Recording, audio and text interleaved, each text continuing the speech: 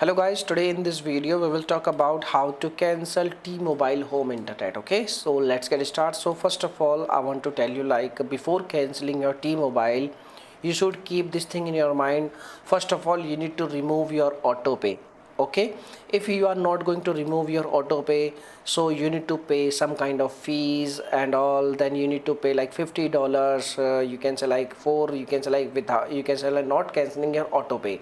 You need to cancel your auto pay separately, and then you can cancel your, you can select T-Mobile home internet. Okay, as you can see over here, they have also mentioned like canceling your account does not automatically cancel your auto pay.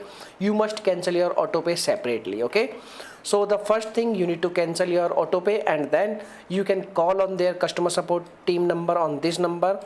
And the number I want to show you, like, these are the numbers. You can also call on any number, and you can get in touch with their customer support team, and you can call them like you want to cancel your auto pay and you want to cancel your home internet. Okay, you need to ask questions related to this thing, and they will guide you how you can cancel your auto pay and how you can cancel your, you can say like, home internet plan. Okay, so without calling them, you cannot cancel your internet plans and auto pays.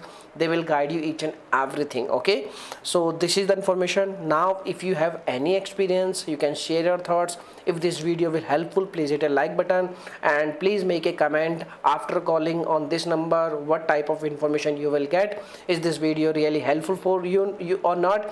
I will update this video for based on your, you can say like, comments. Okay, so this is the information. Now you can make your own decision. Okay, so thanks for watching this video, and bye bye.